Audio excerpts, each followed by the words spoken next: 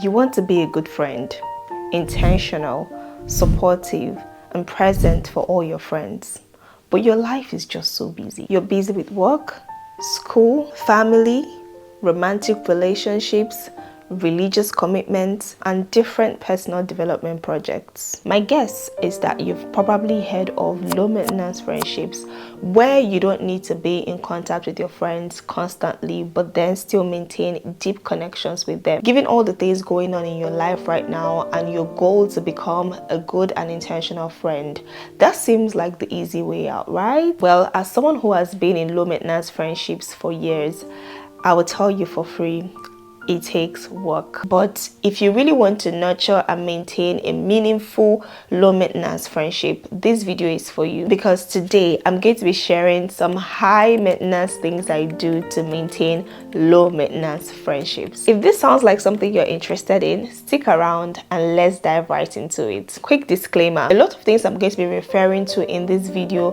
which I consider high maintenance, is not necessarily because they are expensive. As a matter of fact, a lot of them require no money at all. That the main reason I consider them high maintenance is because they require consistent effort, high level of self-awareness, and intentional communication. The first high maintenance thing I do to make sure that I'm maintaining high quality low maintenance friendship is to limit the number of friends I have. Now, this does not mean that I'm too picky or too exclusive when it comes to making friends.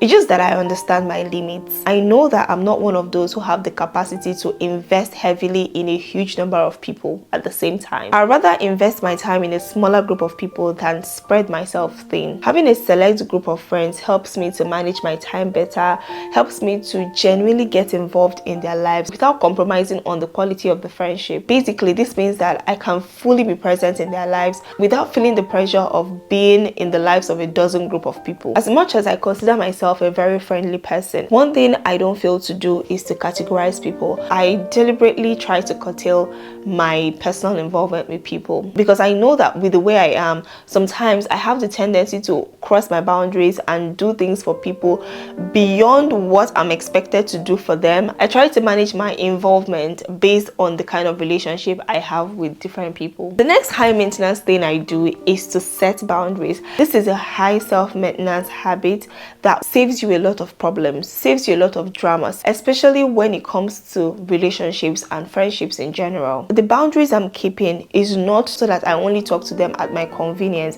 It's so that I'm also able to invest time in other things that are equally important to me without draining myself with talking to a friend every single day over maybe mundane things or just catching up or just random gist. I'm more than happy to be inconvenienced when there is a real need, and really that's what friendships are all about. There's no friendship without inconvenience. It doesn't mean that I can only talk to my friends when there is a real need, but like I said, sometimes we just want to catch up. Sometimes we just want to laugh and just catch up on things and just about very random stuff. In that case, we are leaving it to a time where it's convenient for both of us to have that kind of conversation without the pressure of other things we need to do. Next important thing I do to maintain low maintenance friendships is to plan check-ins. So to keep up with my friends on a regular basis, I actually set reminders. So what I do is every Sunday when I'm planning for the week, I scroll through my WhatsApp or my contact list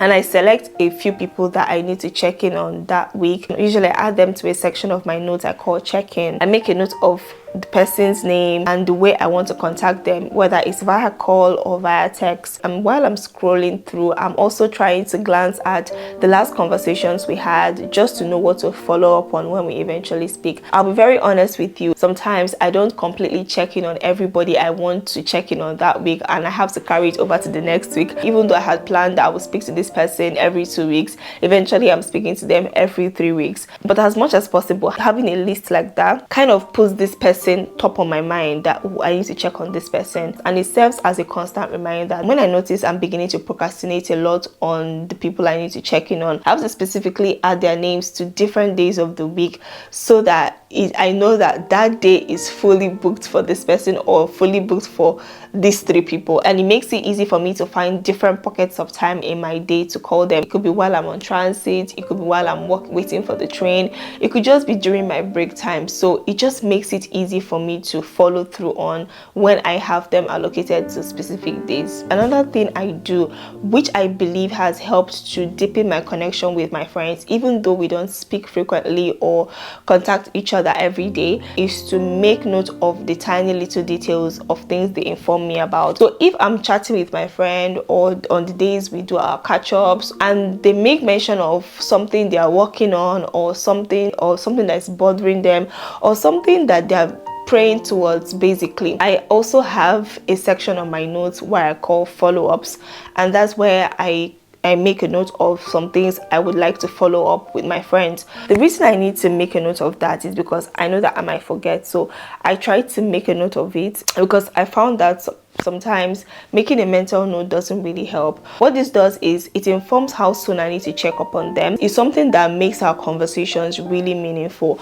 It takes a lot of effort to remember to do these things, but because I've seen how positively it impacts on the friendships I have now made it a habit. But finding a way to remember the little details your friends have told you or have communicated to you adds a layer of depth to the relationship, and without having constant communication, they still feel connected to you. And that's it, guys, for this video. Let me know if you found any of these tips helpful, and which one will you be adopting. And if you currently have low maintenance friends, what are you doing to ensure that you guys stay connected? Share with me in the comment section.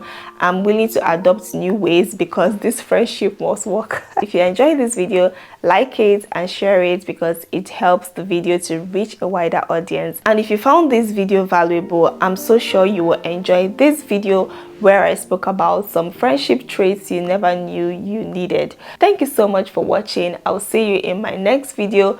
Join me on this channel by subscribing, and let's grow into a better version of ourselves, one video at a time. Bye.